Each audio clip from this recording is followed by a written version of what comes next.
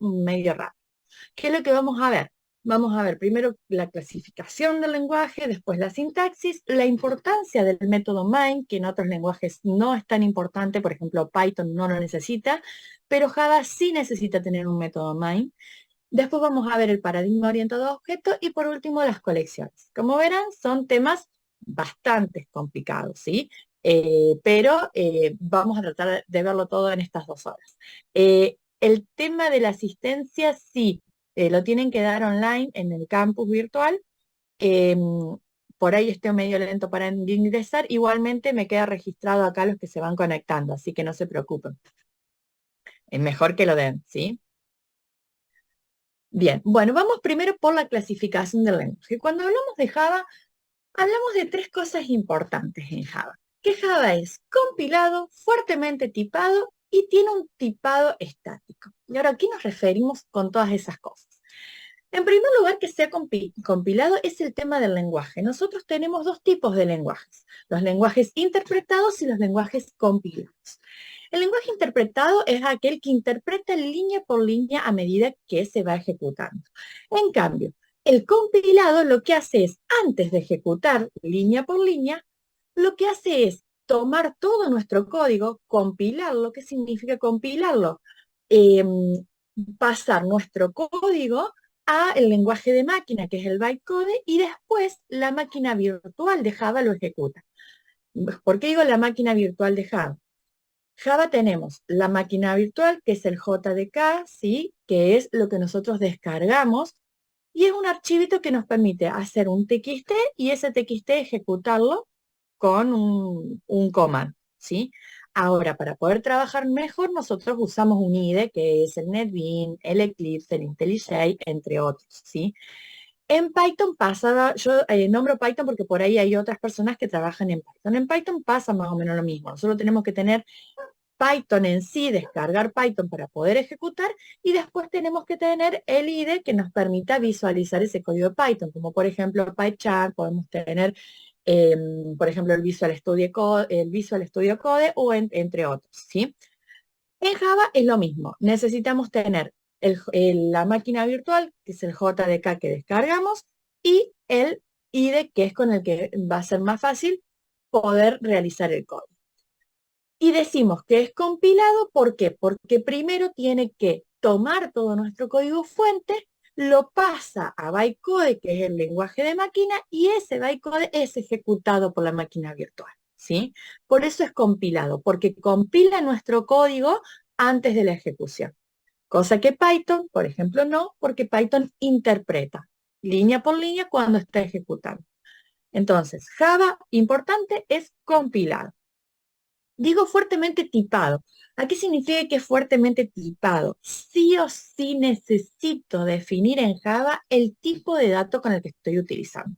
No puedo hacer como PHP o como Python, que pongo el nombre de mi variable y ya está, sino que lo tengo que especificar. Bueno, le tengo que decir, esta variable es de tipo entero o esta variable es de tipo string, ¿sí? Entero, cadena. ¿Con qué voy a trabajar? Si no defino el tipo, no voy a poder trabajar en Java. Por eso es fuertemente tipado, porque eso sí necesito el tipo. Después que podamos cambiar de un tipo a otro es otra cosa, pero sí o sí necesito tener definido el tipo de dato para esa variable o constante. Y no puedo mezclar cosas, ¿sí? No puedo sumar peras y bananas. Sumo peras y sumo bananas. En Java es lo mismo. Los tipos de datos tienen que estar definidos y no los puedo mezclar. No puedo sumar una cadena, o sea, una letra, no la puedo sumar con un número. Sí o sí tienen que ser del mismo tipo para poder trabajar con los datos. Y un tipado estático, ¿qué significa? Que eh, el tipo de datos, digamos, ya Java me va a decir antes de ejecutar que no puedo trabajar con 2 cosas distintas, ¿sí? En cambio, otros lenguajes, por ahí cuando estoy ejecutando y quiero hacer una suma de dos variables distintas, ahí recién me da un error. En cambio, Java no, el tipado es estático. Lo hago cuando lo estoy compilando, digamos, en tiempo de compilación, cuando lo quiero correr, ¿sí? ¿Alguna pregunta sobre la clasificación del lenguaje? Es compilado, fuertemente tipado y tiene un tipo estático, un tipado estático. ¿Eso se entendió correctamente? Bien, perfecto. Bueno, genial entonces. Ahora pasemos a la sintaxis básica que tiene que tener Java. En primer lugar, dijimos que es fuertemente tipado, entonces decimos que siempre tenemos que declarar las variables y el tipo de dato. ¿Cómo declaramos una variable y le especificamos de qué tipo de dato es? Como lo ven en la diapositiva. Por un lado tenemos el tipo de dato, ¿sí? Si es char, que es una letra, booleano, que es un tipo de dato true o false, verdadero o falso, 0 1, ¿sí? O sea que toma dos valores, int, doble o float, que son datos numéricos. La diferencia del doble o float es la cantidad de decimales que le voy a poner a uno u a otro. Y el int es porque es entero, no es decimal, ¿sí? Uno por ahí puede decir, pero profe, ¿realmente es necesario tener el tipo de dato con el que voy a trabajar? Sí, es necesario. ¿Y por qué es necesario? Porque nosotros en esta parte vamos a pasar a lo que llamamos base de datos. Y las bases de datos tienen un peso y ese peso depende mucho del tipo de dato que utilice. Si yo utilizo un tipo de dato char, que es una letra, no tiene el mismo peso, peso físico, estamos hablando en las bases de datos, que lo que tiene un int o un doble, ¿sí? Entonces, como programador necesito saber con qué tipo de dato estoy trabajando. Si me equivoco el tipo de dato lo puedo solucionar, pero lo que voy es que si a todo le pongo cadena o a todo le pongo char porque me es más fácil, después en la base de datos vamos a tener problemas porque va a ser muy grande, porque voy a tener problemas en el momento en el que quiera achicar o trabajar con un metadata, o sea, voy a tener problemas en varias cosas, ¿sí? Entonces es muy importante saber con qué tipo de datos estoy trabajando. Por ejemplo, si yo estoy diciéndole a una persona que quiero que me ingrese su DNI. ¿Con qué tipo de dato voy a estar trabajando? El número de DNI de la persona. ¿Es una letra? ¿Es un booleano? ¿O es un dato numérico? El número de documento. El número de documento, ¿podemos decir que lo vamos a manejar como string? Sí, pero en realidad es numérico, ¿sí? Porque son números. Si yo sí, exacto. Primero que string no es primitivos, es un dato compuesto. Un string está compuesto por varias letras. ¿Por qué digo un int? Porque el número de documento es un número. Si yo no le pongo puntos, es número. Y como número, por ejemplo, puedo hacer ciertas validaciones. Supónganse, en el número de quit, en vez del número de documento, el número de quit. El número de quit está compuesto por dos números adelante, está compuesto por el quit, que es perdón, por el DNI, que es la parte del medio, y después está compuesto por un número más atrás. Ese número que está atrás se calcula con un algoritmo multiplicando cada uno de los valores del número de documento y los números que están adelante por un valor y después se divide por otro. Y me da un número de verificación. Si ese número de verificación es igual al último número de quit, el quit es correcto. Esa verificación utiliza la FIP. Entonces, el número de quit debería ser un entero para yo poder hacer cálculos, ¿sí? Que yo lo puedo trabajar como string y después lo puedo pasar, sí, lo puedo realizar. Pero si yo estoy hablando y digo números, va con números. Ahora, si yo digo nombre de una persona, es una string, perdón, es una cadena. Entonces va con char, ¿sí? eh, Tengo que tener en cuenta qué dato voy a usar para saber de qué tipo es. Si yo digo el precio de un producto, el precio de un producto es el precio, puede ser 1,5, 2,3.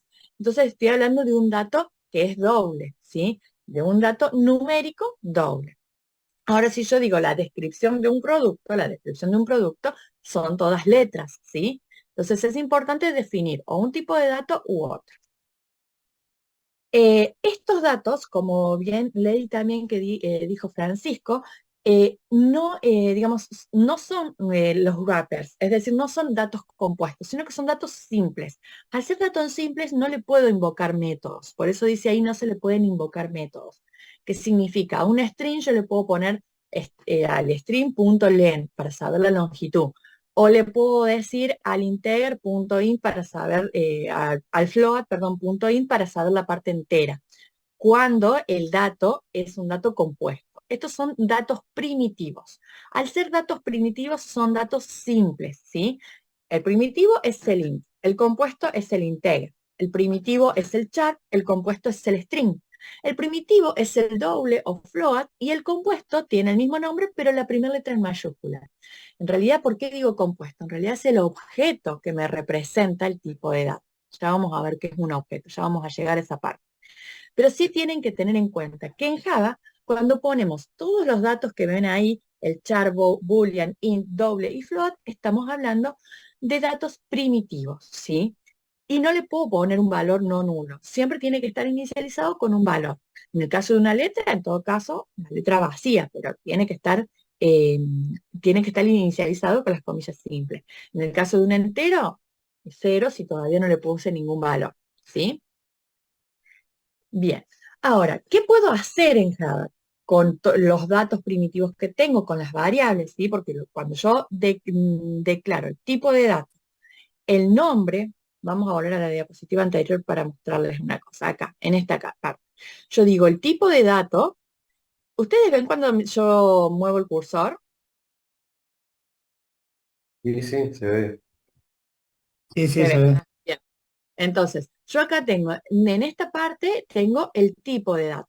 Entonces, tengo definido el tipo de dato y tengo definido el nombre de la variable. Lo que tengo acá es una variable. ¿Por qué es una variable? Porque cambia. Toda variable tiene que tener definido el tipo y tiene que estar igualada a un valor. Y esta variable es la que me permite a mí hacer operaciones. ¿Qué operaciones puedo hacer? Las operaciones básicas de suma, resta, multiplicación, división, el resto de una división o la potencia, ¿sí? Que eso lo vemos, el resto de la división es con porcentaje y la potencia es con doble asterisco. En el caso de cómo manejo las variables, porque acá en las operaciones básicas veo números, bueno, pero ¿cómo manejo variables? Bueno, defino la variable, como está a la derecha, int mi primer contador y le defino con un valor.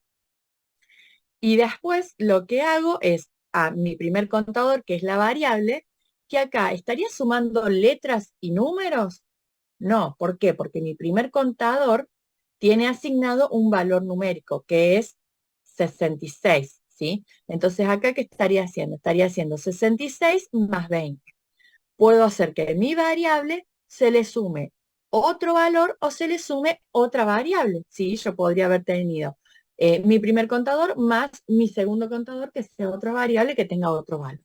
Puedo sumar variables o puedo sumar números. Entonces las operaciones o expresiones que yo pueda hacer en Java, puedo hacerlo tanto con números como con variables. Eso está en todos los lenguajes, es igual, chicos, ¿sí?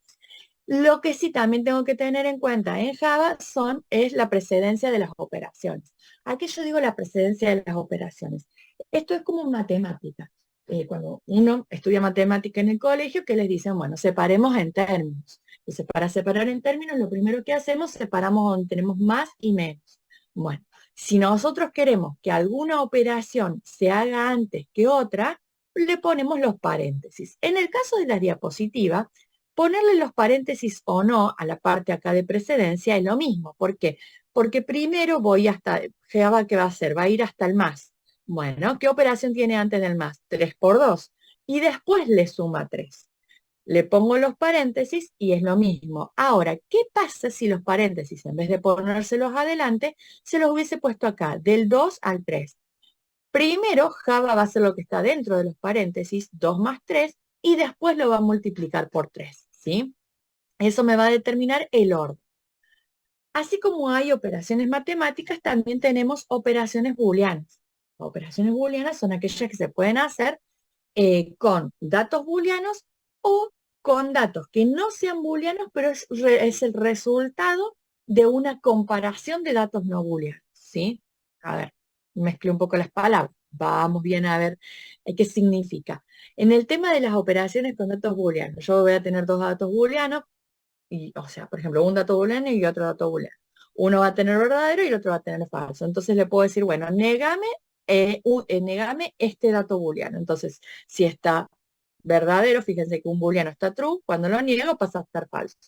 Puedo preguntar si un booleano y otro booleano, si los dos son verdaderos, que me dé verdadero. Si los dos son falsos, que me dé falso. El doble clave de sol lo que sería es el i, ¿sí? El AND. Exacto. Esto es las tablas de verdad que trabajan en matemática discreta, aquellos que estén estudiando una carrera relacionada a lo que es sistemas, o también son los operadores lógicos que podemos ver en cualquier lenguaje. Por ejemplo, en Python se usa el AND, acá se usa doble clave de doble ampersand, doble clave de sol.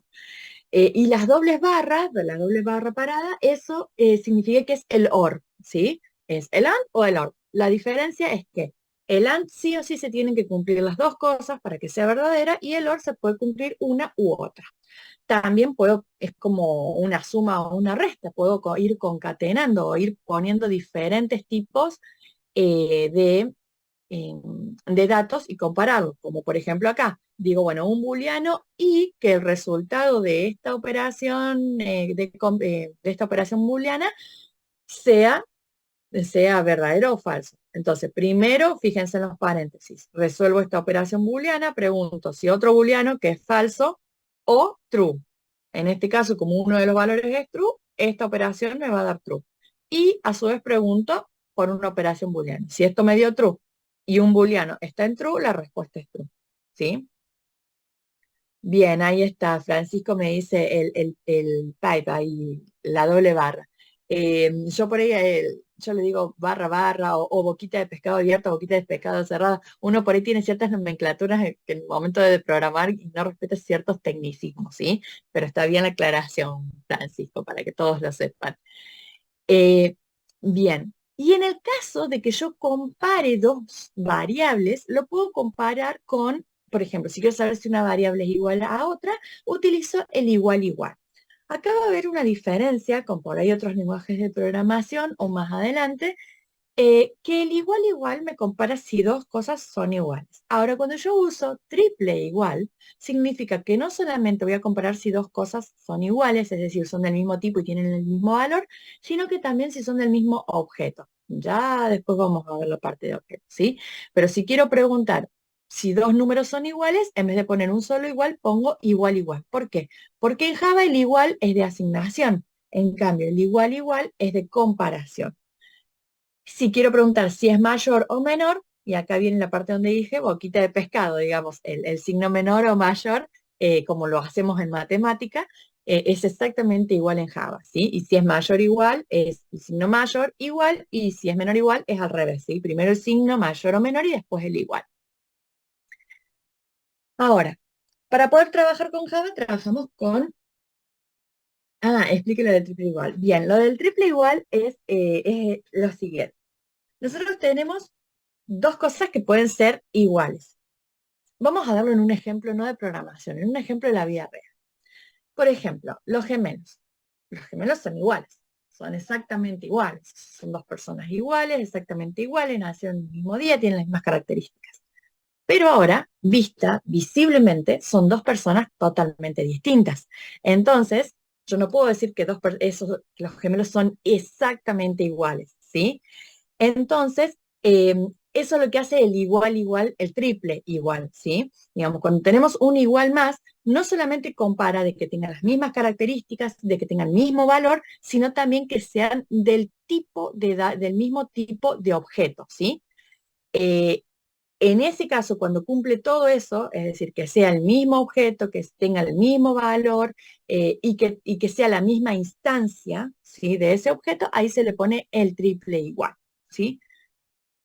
Hay lenguajes que lo toman lo mismo, por más que uno no se lo ponga, y otros no, ¿está? Claro, como el instance of, exacto, si es instancia de, exactamente, es lo mismo.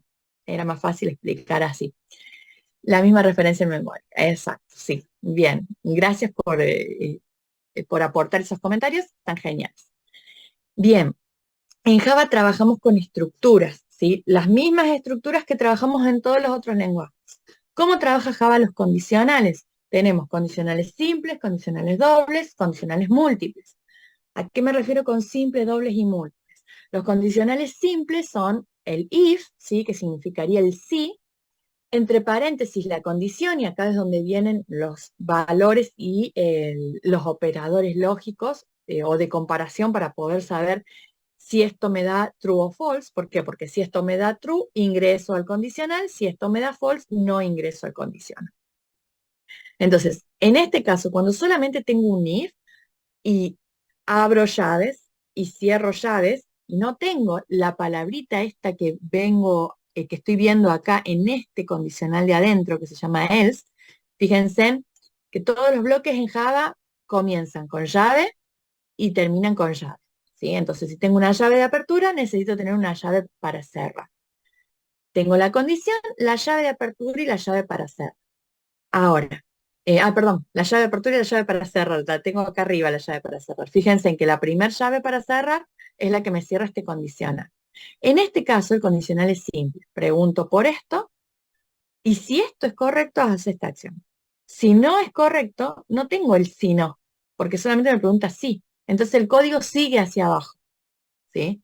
En cambio, en un condicional doble es lo que está acá abajo. Yo pregunto por la condición, abro llave, ejecuto estas acciones o esta sentencia.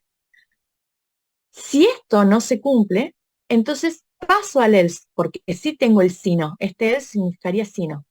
Si voy al else, voy a tener que ejecutar estas acciones, ¿sí? Entonces, condicional simple, que no tiene el si no, condicional doble, que tiene el si no, o sea, es una bifurcación que puedo tomar dos caminos, uno u otro. En este caso, el condicional simple es, si sucede, hago, si no, no hago nada. En cambio, este, si no, puedo hacer otra acción. Y el condicional múltiple lo que tiene es que puedo tener más de una acción a tomar. O sea, digamos, más de un camino a seguir. ¿Por qué? Porque la variable que estoy evaluando, que es, o sea, el condicional múltiple es el switch, y tengo que evaluar una variable. Esta variable puede tener varios valores. Entonces, pregunto, en el caso de que la variable tome este valor, dos puntos y hago este código. Cuando termino de hacer ese código, pongo break. En el caso de que tome este valor, hago este código, termino, pongo break. En el caso de que no tome ni este ni este valor, default. Si quiero poner todo el abecedario, puedo poner todo el abecedario, porque la cantidad de casos que ponga acá no hay problema, ¿sí? Por ejemplo, si yo quisiera decir, bueno, ingreso un número y quiero saber el no, ese número escrito en letras, ¿sí? Entonces, bueno, en vez de char va a ser un int, la variable en vez de una letra va a ser número, porque sé que estoy ingresando un número, y acá en el switch voy a evaluar esa variable. En el caso de que sea un 1, escribo 1. Break. En el caso de que sea 2, escribo 2. En el caso de que sea 3, escribo 3. Y así sucesivamente con cada uno de los casos hasta llegar a 10. Si no, default, que sería por defecto, hago otra cosa. Lo importante en el switch es que tengo que poner los breaks, porque si no pongo los breaks, ¿qué es lo que hace el código? Evalúa esto, sigue y evalúa esto, sigue y evalúa cada uno de los casos posibles. En cambio, si yo tengo el break, evalúo, ¿fue ese caso correcto? Break termina, sale de mi switch, ¿sí? Si yo no pongo el break, va a seguir hacia donde termina el código. Entonces, ojo con eso, que siempre va, o sea, digamos, está bien. Si yo no, por ejemplo, letra es A, vengo acá y no pongo el break, como letra no es B, este código no lo hace. Viene acá y hace este código. Ahora, si esto estaría invertido, viene acá, hace este código y evalúa esto también. Aunque bueno, como es falso, no va a entrar, ¿sí? Pero puede llegar a pasar que esto cumpla varias condiciones de las que ponga acá en el case, entonces me haga una cosa y la otra. Entonces, muy importante, si yo quiero que esta variable haga esto cuando se cumpla esta condición, termina y pongo el break. Acá me dice Mariano, el switch no es cíclico, o sea que si no encuentra opción, vuelve a empezar. No, en realidad no es que vuelva a empezar, no es algo, no es un ciclo repetitivo.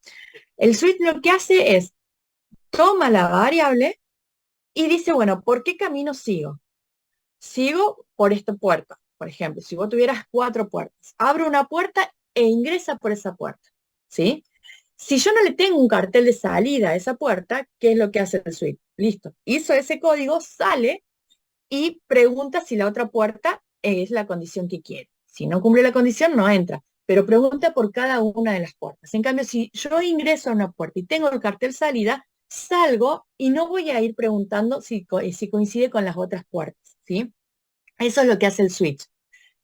Es secuencial, exacto, sí, es algo que va preguntando uno u otro, pero si no tiene el break, es como que el código se sigue ejecutando. Entonces eso lo que hace es hacer perder tiempo en la memoria de nuestro programa, ¿sí? ¿Por qué? Porque sigue ejecutando líneas de código aunque las condiciones no se cumplan. Pero no es que se vuelve a repetir, es tomo esta variable y digo, bueno, a ver, ¿por cuál de estos 10 caminos voy? Porque tengo 10 casos. No voy por ninguno de estos porque no cumple ninguna condición, entonces ingreso en la condición por defecto. Muchas veces el switch se utiliza para hacer menús. Los menús, por ejemplo, si opción 1, ingresar datos, opción 2, mostrar datos, opción 3, calcular promedio, por ejemplo. Si cuando tengo que hacer un menú, mayormente veo la opción que ingreso al usuario y de ahí hago una cosa o la otra.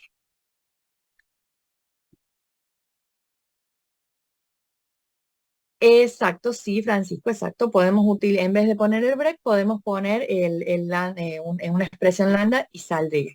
Exactamente. Eso lo vamos a ver en la próxima clase, lo de las expresiones lambda. Pero está bien que lo hayamos visto, que me lo hayas comentado. Bien, ¿podemos reemplazar el switch por otra cosa? Sí, podemos reemplazar el switch por un montón de if, ¿sí? El switch es lo mismo que tener if. En este caso, en este código, tendría if, if una letra igual a B, if una letra igual a A, o sea, cada uno de los case es un if distinto, ¿sí? Python, por ejemplo, no tenía el switch hasta la versión 3.11. Entonces, ¿cómo lo hacíamos en Python? Con un if. Después de la versión 3.11 se incorporó el match, entonces ahí nos permite utilizar el switch como todos los otros lenguajes, ¿sí? Bien, ¿cómo trabajaríamos con el if? Fíjense en que acá tenemos un ejemplo. Tenemos el ejemplo de la condición. Si esto sucede, hago esto. Tengo dos valores, puedo evaluar la condición y esta condición es la que está dentro del if. Puedo poner la condición o puedo poner el valor. Eh, en vez de switch, un if añadido, sí. Para que vi un mensaje, Marcelo, acá está. El switch acepta objetos como parámetros. En realidad, es difícil comparar en objetos. ¿Por qué? Porque un objeto para ser igual a otro tiene que tener un montón de consideraciones, ¿sí? Entonces, en realidad el switch, no te puedo decir si un objeto, sí te puedo preguntar con el switch si un objeto es instancia de ese objeto, pero no si dos objetos son iguales, ¿sí? Entonces, con el switch, cuando tenemos que comparar objetos, no vamos a utilizar el switch, ¿sí? Ya vamos a ver los métodos realmente donde podemos comparar los objetos o podemos seleccionar dependiendo del objeto. Bien, entonces, perdón, antes de pasarme, los condicionales son estructuras que evalúan una condición y si es correcta esa condición, hace una cosa, si no, hace otra, dependiendo cómo lo programemos. ¿Está? El tema de bucles. Los bucles también, los bucles o ciclos repetitivos, también como en cualquier otro lenguaje, también acá en Java, utilizamos diferentes ciclos repetitivos. ¿Cuáles son los ciclos repetitivos que tenemos en Java? Tenemos el mientras, el for, ¿sí? Eh, ¿Qué diferencia hay entre el mientras y el for? El mientras va a repetir el código que yo le ponga internamente mientras la condición sea verdadera. Entonces, mientras la condición sea verdadera, voy a estar, perdón que corte, pero estoy admitiendo, voy viendo que se van agregando y voy admitiendo.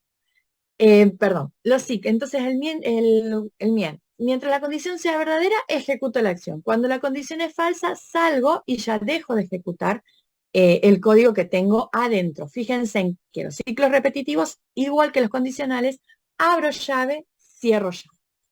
Algo importante que no dije, que nadie me dijo, pero yo lo tomo como que es algo normal, pero no es tan normal, es que toda sentencia de Java termina en punto y coma. ¿Por qué digo que no es algo tan normal? para mí es normal porque trabajo con Java, pero cuando nos toca trabajar con Python, por ejemplo, que Python no tiene el punto y coma al final, entonces aquellos que trabajan con Python van a escribir la sentencia, se van a olvidar del punto y coma, y si no tenemos el punto y coma al final de nuestra sentencia, el código no se ejecuta. Entonces, fíjense en que acá dice, por ejemplo, cuando declaro una variable, estoy declarando un número que va a ser un entero y que va a valer 10. Y al final le pongo el punto y coma. Si no tiene ese punto y coma, esta sentencia no se ejecuta. A diferencia del while o los condicionales, en lugar del punto y coma tengo llave que abre, llave que cierra. No necesito ponerle el punto y coma cuando cierro la llave, ¿sí? Solamente se ponen a las sentencias particulares, a cada una de las líneas de sentencia. Fíjense en que el system out, que es para mostrar un dato en pantalla, también lleva punto y coma al final. Estoy haciendo una operación, también lleva punto y coma al final. Es una aclaración quizá para algunos obvia, pero para otros no. Bien, entonces, el bucle mientras recibo una condición, abro corchetes, cierro corchetes. Perdón, abro llaves, cierro llaves. Mientras esta condición se cumpla, realizo este código que tengo adentro de la llave. El ciclo for, al contrario del while, no sabe si la condición se cumple o no. El ciclo for lo va a hacer al código que tiene dentro de sus llaves, lo va a hacer la cantidad de veces que yo le diga. ¿Cómo le digo la cantidad de veces? Tengo 3 parámetros. El inicio, el fin y el salto, ¿sí? O cada cuánto voy contando desde ese inicio hasta ese fin.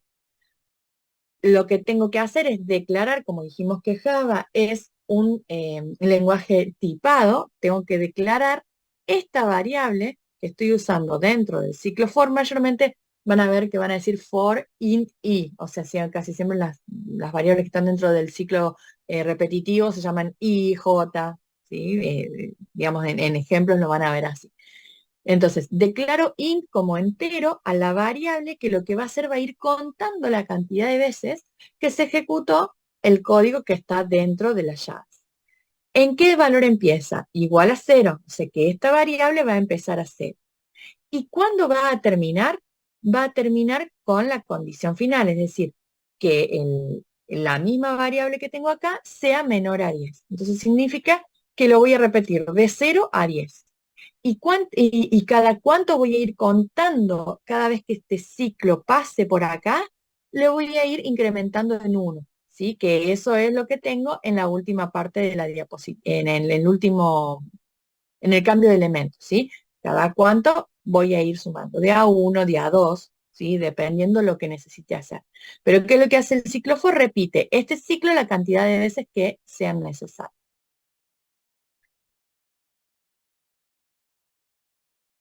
No, no, cuando yo estoy declarando esta variable otro num, fíjense en que yo la estoy declarando dentro del ciclo for, lo que significa es que esta otro num es simplemente una variable que usa el ciclo para contarse la cantidad de veces que se ha repetido.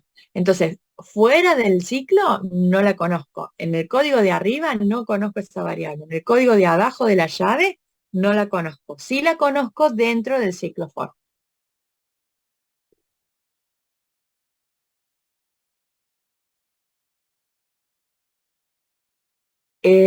Debo me dice otro número e inicializa en 0 si la condición es mayor a 0, menor, sí. Sí, o sea, otro num, ¿en qué valor empieza a contar? En el valor que vos le pongas acá. Si vos le pones 0, inicia en 0. Si vos le pones 1, inicia en 1, ¿sí? Lo que dice Francisco, también se puede declarar afuera. Exacto, si yo la declaro afuera, ¿puedo trabajar con esa variable dentro del ciclo for? Sí, pero por una cuestión de costumbre, cuando uno hace el ciclo for, la variable que trabaja este ciclo, que es la cantidad de veces que lo voy a repetir, mayormente se declara internamente, ¿sí? Exacto, si yo la pongo afuera, está siendo global, no tan global, Francisco, está siendo global para el código que tengo ahí, pero hay que ver si este ciclo for está dentro de un método o dentro de una clase para saber si es global en general o es global en el método, ¿sí? Entonces, hay que ver dependiendo en dónde la estoy declarando. Ya vamos a ver el ámbito de la variable dependiendo en dónde lo declaro. Bien. Exacto, todo tiene que ver en el contexto y en lo que tenga que hacer. Bien. Lo importante de Java, que lo dije al principio, es que sí o sí necesita un método main. Si no tiene un método main, Java no se ejecuta. Diferente es a Python, que Python empieza a escribir código y el código de Python se ejecuta. Yo siempre comparo con Python porque por ahí es el lenguaje que por ahí están utilizando más a menudo ahora, ¿sí? Entonces tenemos Java o Python. Entonces, entre esos dos hay muchas diferencias. Entonces, Java sí o sí necesita el método main. ¿Dónde está el método main? Bueno, dentro de la clase principal, la clase que se ejecuta, que mayormente la clase principal de Java se llama main.java, va a tener un método que va a ser estático y se declara de esta manera. Public static void main y entre paréntesis una lista de argumentos en el caso que necesite pasarle argumentos, ¿sí? Llave, abro llave, cierro llave.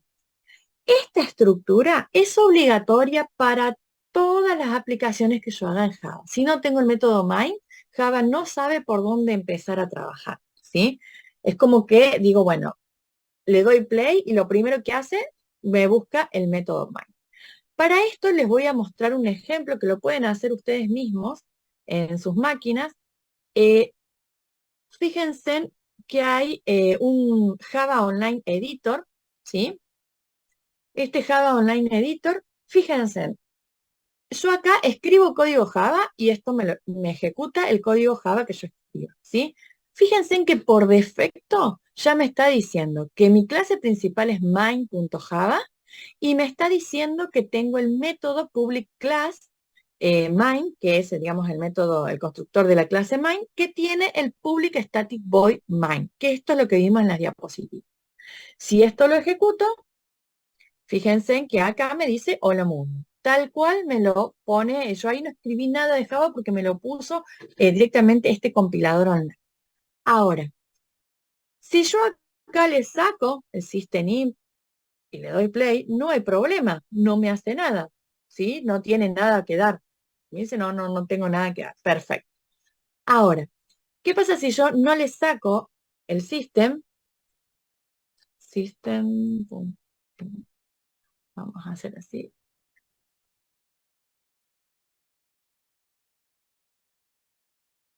Vamos a dejarlo tal cual viene online copy. Pero me fui a un código que ya tengo. Java Editor, Online Editor. Si yo les dejo exactamente lo que me pone el System Out, pero les borro este método main. Digo, pero yo tengo el main.java y tengo el constructor de mi clase. Bien, ejecuto. Automáticamente me dice que es ilegal la definición, como que no sabe por qué está esto, ¿sí? Como que no está identificado, no lo sabe. ¿Por qué no lo sabe? Porque no tengo el método main que me lo ejecuta. Bueno, hago como Python directamente. Borro todo y le dejo simplemente el system. No, sigue sin compilármelo porque me dice que no sabe lo que es el system, ¿sí? Porque no lo encuentra. Y si yo hago otra clase que no se llame main.java, cualquiera, fíjense que toda clase nueva que hago automáticamente me pone el nombre de la clase y me pone, digamos, me va creando los métodos, ¿sí? Directamente le vamos a poner ahí. Me sigue dando, o sea, sí o sí necesito tener el método main. Si no tengo el método main, Java no se va a ejecutar, ¿sí? Es decir, si no tengo esto ya establecido, Java no se va a ejecutar. Todo proyecto que nosotros hagamos, automáticamente cuando pongamos new o digamos new file o lo que sea de new project, nos va a hacer la clase main.java y nos va a poner este main. A partir de acá es donde empezamos a ejecutar. Si queremos llamar a una clase, si queremos llamar a una pantalla o lo que sea, es el punto de ejecución exacto. De acá empezamos a trabajar con Java. Si no tenemos el main, no nos va a hacer nada, ¿sí? Entonces, acostumbrémonos a que esto tiene que estar. Si no está, ya está. Estamos perdidos porque no se ejecuta absolutamente nada.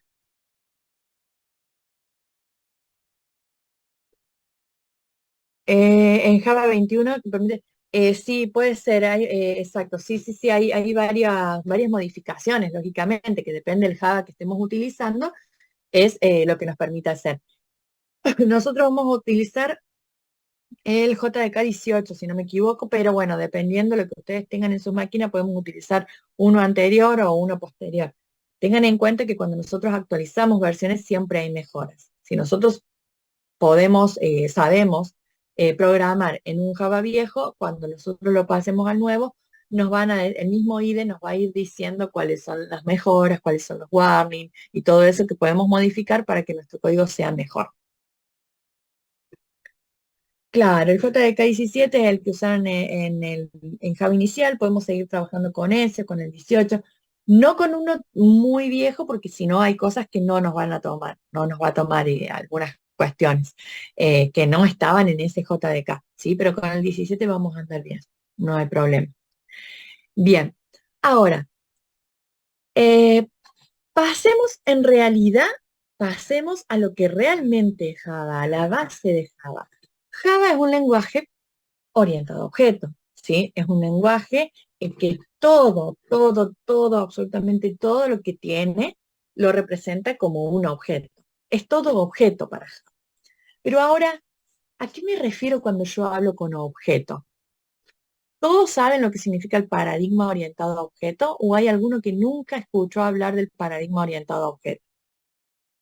¿Por qué pregunto esto? Porque me dijeron que venían de Argentina 2.0, no sé qué es lo que vieron, y también he leído algunas presentaciones, bueno, bien, porque leí algunas presentaciones que decían que no habían trabajado con el paradigma orientado a objetos. Nosotros tenemos, bien, no importa con qué lo vieron, pero si lo vieron orientado a objetos, genial. Nosotros tenemos el paradigma estructurado y el paradigma orientado a objetos. El paradigma estructurado es una estructura, es algo secuencial, ¿sí? Desarrollo el código de manera secuencial, uno bajo el otro, en la suma puedo llegar a tener modularidades, o sea, funciones en las cuales las llamo para poder achicar código o poder mejorar un código o poder reutilizar el código. En el paradigma orientado a objetos, dejamos de ver todo como si fuese un código secuencial o líneas grandes de código, sino que vemos todo como lo representamos en la vida real. Nosotros en la vida real vemos todo lo que nos rodea son objetos, o sea, son cosas, ¿sí? Cosas palpables, algunas tangibles, otras intangibles, pero son cosas. Por ejemplo, el aire es algo intangible, pero sabemos que es aire, sabemos que el aire tiene ciertas características, ¿sí? Nosotros, cada uno como personas, sabemos que somos personas, las cuales podemos mirar, podemos ver que tenemos ciertas características.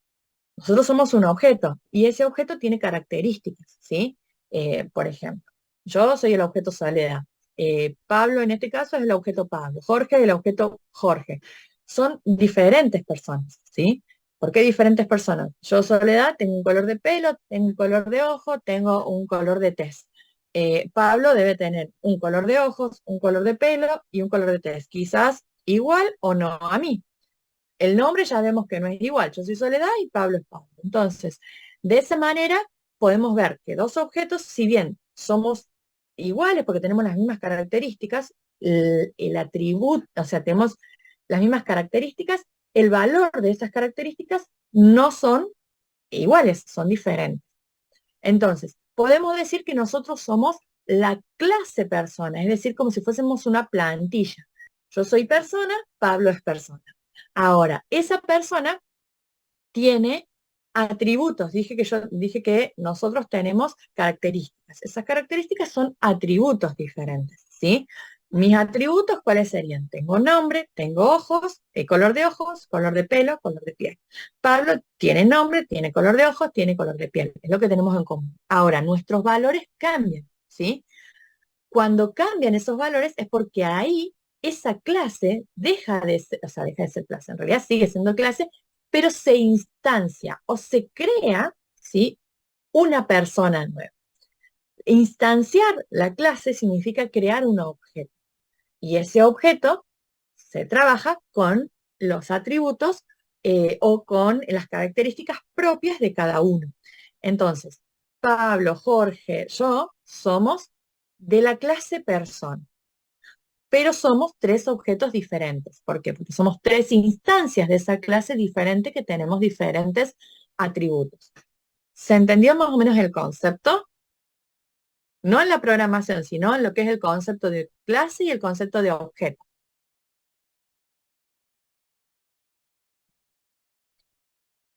Bien, bien, perfecto. Está. Entonces, de esa manera, esos objetos, esas clases y esos objetos nosotros los tenemos que representar en la programación. Ahora, ¿cómo lo representamos? Y bueno, si supónganse, yo tuviera que hacer la cuenta corriente de un cliente, ya estoy diciendo cliente. Si es cliente, es persona. Entonces ya estoy diciendo, ah, listo, voy a tener el objeto persona. Entonces, vamos a ver cómo en Java, vamos a tener la clase persona, perdón. Entonces, vamos a ver cómo en Java definimos en cada objeto tengo que utilizar una clase. Claro, yo en realidad en Java, ¿qué tengo que tener? Primero tengo que tener la clase, que sería como mi plantilla. Y después de esa clase, cada vez que yo llamo a esa clase, la estaría instanciando. Ahí es donde creo el objeto. Pero en Java, tengo que tener la clase.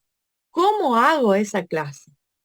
El código para realizar una clase en Java es de la siguiente manera. Es decir, public class y poner el nombre de la clase, ¿sí? Por ejemplo, en el ejemplo que vimos recién, public class persona. Esa persona, esa clase, es persona, abro llave y cierro llave al final. Estoy diciendo que todo eso es la clase. Dentro de esa clase tengo que escribir cada uno de los atributos, serían las características de estas personas. ¿Cómo las escribo? Le puedo poner private o public. ¿Qué diferencia hay entre private o public? Cuando es public, significa que todo el mundo le conoce. O sea, todo el mundo puede acceder a ese atributo sin necesidad de pedirme permiso, por así decirlo. En cambio, cuando es privado, private significa que para poder acceder a ese atributo, necesito tener métodos de acceso que me permitan acceder, que son los get y los set. ¿Sí? Bien. Entonces, los atributos, ya sea uno, dos o 10, en el ejemplo que di yo, private, ¿qué voy a tener? El color de ojo. El color de ojo va a ser un string. Los atributos se declaran private. Sí, se declaran private, pero no necesariamente siempre. ¿Sí? Los atributos, ¿por qué se declaran private? Porque necesito, a ver, yo como para genero objeto, tengo que, para tener paradigma orientado a objeto, tengo que tener encapsulamiento. El encapsulamiento, ¿sí? El encapsulamiento lo que es resguardar la información. Entonces, la forma de resguardar la información, yo necesito decir que tiene que ser privado y que para poder acceder a ello, necesito tener métodos de acceso en donde genero el encapsulamiento. Es decir, yo me tomo una pastilla, no sé lo que tiene la pastilla adentro porque viene encapsulada. Acá sería lo mismo. Yo estoy accediendo, estoy pidiendo un atributo. No sé cómo hace Java para acceder a ese dato, pero yo lo estoy pidiendo con un método de acceso, get o set, ¿sí? Pero no el 100% de las veces los atributos son privados. Muchas veces ponen como público, aunque no sería una buena práctica, ¿sí? Y algunas veces están protegidos. O sea, no solamente son privados, sino que también son protegidos. Es decir, cuando son protegidos, las clases hijas, que ya vamos a ver, eh, no pueden acceder a la clase, perdón, bueno, por intermedio de la herencia no se pueden acceder a esos atributos. Ya ahí lo vamos a ver cuando veamos herencia, ¿sí? Pero siempre tengan en cuenta que para definir una clase, yo tengo que tener public class, el nombre de la clase, abro llave, cierro llave, el atributo o los atributos, ¿sí? Puedo tener uno o varios, y después necesito un constructor de esa clase, que significa el constructor es el que me va a armar el objeto, que es public, el nombre de la clase, y entre paréntesis, los atributos que voy a pasar para armar ese constructor, o también puede ser el constructor por defecto que no le pasamos ningún atributo. Entonces, paréntesis abierto, paréntesis cerrado. Y después cada uno de los atributos le asigno el valor que le pase, ¿sí? O le puedo asignar un valor por defecto en el caso que el constructor sea el constructor por defecto. Y para poder acceder a este atributo, utilizo los métodos de acceso que son los get y los set, ¿sí? Cuando hago el get y el nombre del atributo para poder acceder, ¿qué me va a retornar este método? Este método me va a retornar ese atributo que estamos viendo acá, ¿sí? Tengan en cuenta que una clase se crea porque tiene atributos, o sea, características, y un comportamiento específico, ¿sí? Los atributos tienen que ser del tipo de dato primitivo o, bueno, en este caso, por ejemplo, el string, que es, digamos que es una combinación de los caracteres. Pero también puedo llegar a tener atributos de la clase que son otros objetos, ¿sí? ¿Por qué? Porque, por ejemplo, bueno, a ver, yo, yo objeto persona, tengo un atributo que es un domicilio. Un domicilio es otro objeto que yo puedo tener, ¿sí? Y ese objeto a su vez tiene características. El domicilio tiene calle, tiene número, tiene localidad, ¿sí? Como que localidad también es otro objeto en sí. ¿Por qué? Porque la localidad tiene un nombre, tiene un código postal, tiene una ubicación, o sea, diferentes cosas, ¿sí? Entonces, los atributos pueden ser mismos datos primitivos o también podría llegar a tener otros objetos, ¿sí? Em, no me tengo que olvidar del constructor de la clase y de los métodos de acceso a esos atributos. También voy a tener métodos particulares de la clase que estoy construyendo, ¿sí? Bien, viendo la hora que son las 11:10, 11:12. Si les parece, hacemos un pequeño break de 10 minutitos y nos volvemos a encontrar. Entonces ya hablamos más profundamente de los diferentes tipos de clases que hay, el tema de la herencia, el tema de interfaces y otras cosas y colecciones que tenemos que ir adelantando para las clases que vienen. Perfecto. Entonces nos vemos en 10 minutitos.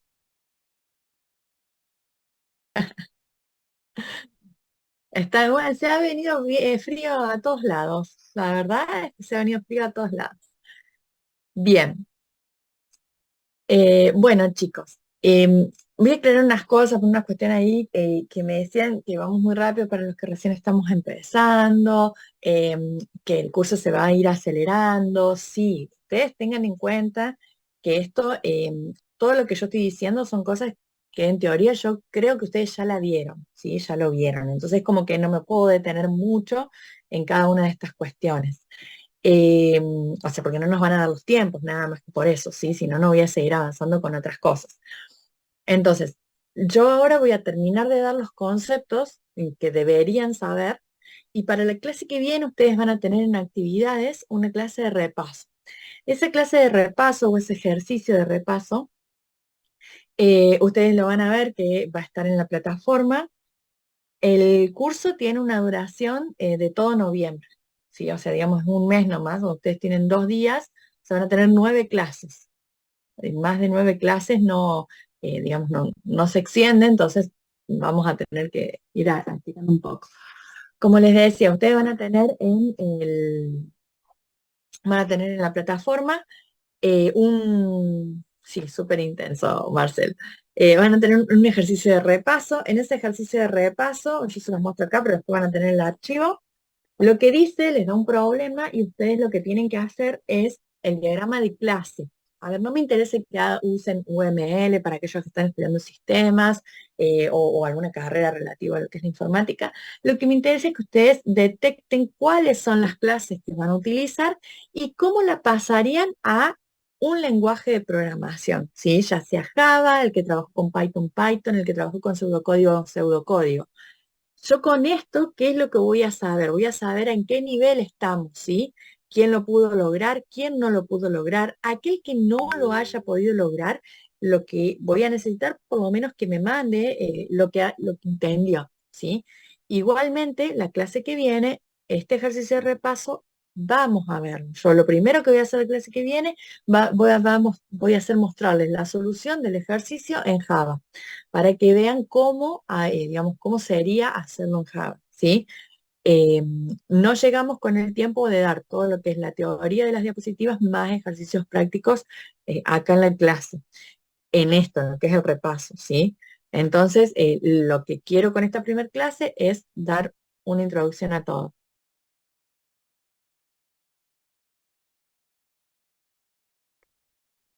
Y sí, sí, Daniel, en realidad esta clase de 27 videos estoy haciendo una. Y encima que yo no hablo muy despacio que digamos, imagínense que voy muy acelerada. Romina, el tiempo límite de la entrega, eh, el tiempo digamos, este repaso esté presentado es ya para estamos el lunes, sería para el miércoles, porque el miércoles arrancamos con otro tema, entonces yo lo que quiero es que ustedes puedan hacerlo. Está en la plataforma, todavía ustedes no lo tienen accesible, ahí se los pongo accesible para que ustedes lo puedan ver y se puedan sacar las dudas acá en la clase. Igualmente cualquier duda que ustedes tengan, me consultan por mail y yo les respondo, ¿sí? Así que no habría ningún problema. Em, si me dan un segundito, ya ahí se los habilito. Eh, bueno, no me deja por la cantidad de pantallas que tengo abiertas del Zoom y todo eso, pero apenas termine la clase yo se los habilito. Y cualquier duda, cualquier consulta, me escriben, me responden, ¿sí? Pablo, no vamos a tomar lista. Lo que tienen que hacer es entrar a la primera solapa donde dice clase uno y poner la asistencia, ¿sí? Hay una parte que dice asistencia presencial. Ahí nomás ustedes ingresan y ponen su presente ustedes mismos, ¿está? Bien, bueno, habíamos quedado en lo que era una clase. Una clase está definida con el nombre, corchetes abiertos, corchetes cerrados para definir la estructura de la clase y tenemos los atributos, ¿sí? Aparte de los atributos tenemos los constructores y los métodos de acceso. Bien, ahora, cuando nosotros instanciamos una clase es cuando creamos el objeto. ¿Cómo se instancia una clase en Java? Ponemos en la clase el nombre de la clase que es, fíjense en que una clase es el nombre acá de la clase que creamos. Entonces ponemos una clase, el nombre del objeto, por ejemplo, si una clase es persona, le ponemos persona uno, por ejemplo, igual new, que con el new instanciamos la clase, el nombre de la clase y entre comillas dobles, en este caso el string, ¿por qué? Porque el constructor dice que recibe un string. Si no recibiera nada del constructor, va paréntesis abierto, paréntesis cerrado, ¿sí? Cuando instanciamos la clase, ahí es donde se crea el objeto. Todos los objetos se crean mediante un constructor, ya sea el constructor por defecto o a un constructor donde le paso parámetros. Eh, y todo lo que yo hago con este objeto es utilizar los métodos que tiene, que los métodos serían los mensajes, ¿sí? Que se van pasando entre objetos, ¿sí? Es como la comunicación de los objetos dentro de lo que es la programación.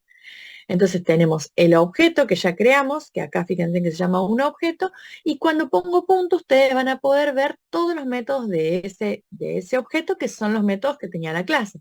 Fíjense en get un atributo. Y acá tenemos el método get un atributo de la clase, ¿sí? Porque un objeto es una instancia de clase. Bien.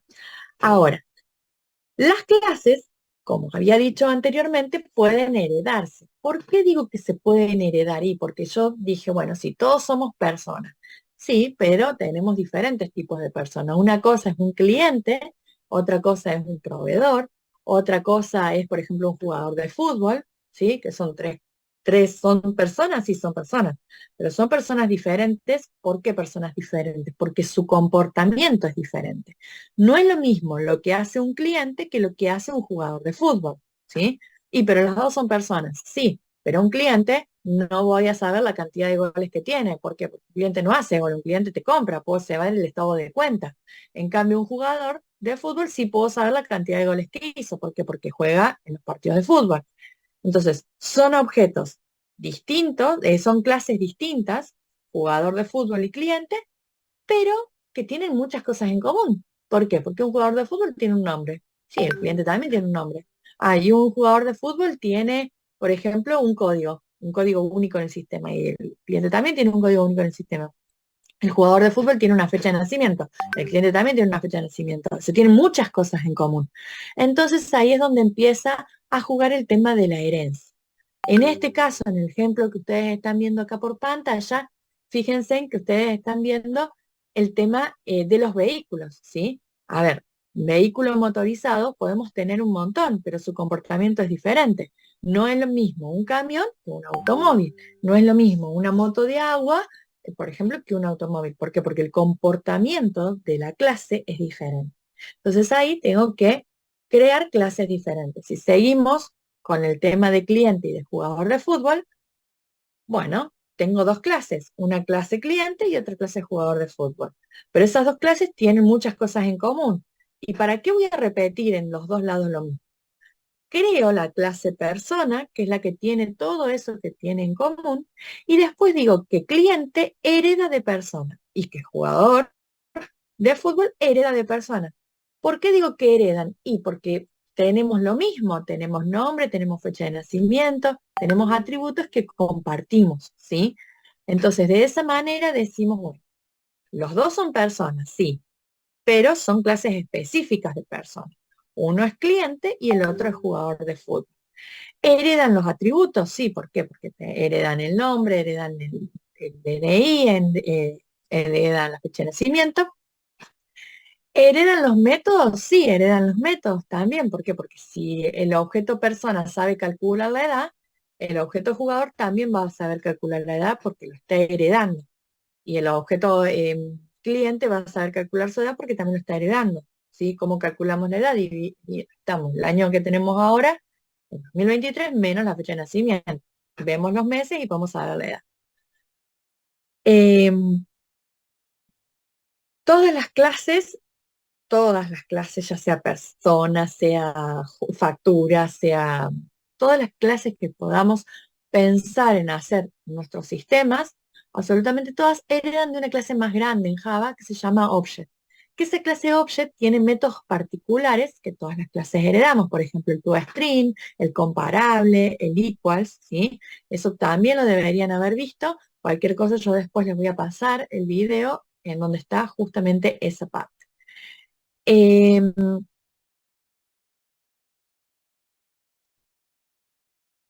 los constructores, dice, los constructores no se heredan. Y en realidad no, cada una de las clases tiene un constructor por defecto, ¿sí? O sea, yo no puedo heredar la forma en que se crea otra clase. Varios videos, sí, ya les voy a pasar varios videos.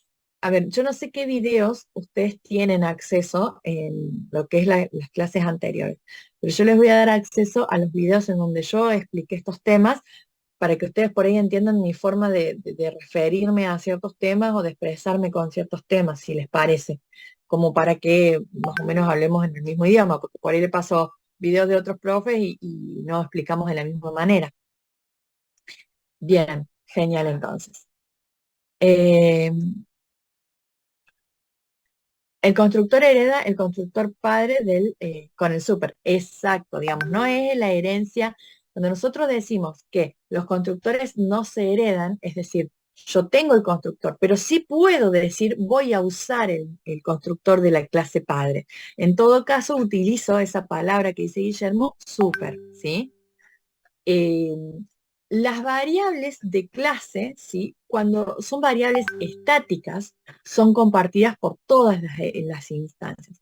¿A qué me refiero cuando las variables son variables estáticas? Cuando yo le declaro pública, static, y bueno, esas variables, cuando yo las declaro en una clase y después eh, son variables de clase, exacto, cuando las variables son de clase, esas variables se heredan por las clases hijo. Por ejemplo, a ver, vamos a dar un ejemplo. Si yo tuviera un inmueble, ¿sí? Un inmueble y ese inmueble tendría una variable que sea el valor del inmueble, que es una variable de clase, ¿sí? El valor del inmueble. Inmuebles puede haber muchos, ¿sí? Inmuebles puede haber casa, puede haber departamentos, puede haber PHs, o sea, son distintos tipos de inmuebles, distintos tipos de clase que heredan de la clase inmueble. Como heredan, todas las clases van a heredar las variables de clase de inmueble. O sea que tanto la clase departamento como la clase PH como la clase casa va a heredar ese valor o ese precio que yo le puse a la clase inmueble. Que si salía 200, la clase casa va a salir 200, la clase el departamento va a salir 200, ¿sí? Ahora, ¿qué pasa si yo cambio una de esas variables de clase en las clases hijo? Por ejemplo, yo voy a casa y le cambio esa variable y en vez de 200 le pongo que vale 500.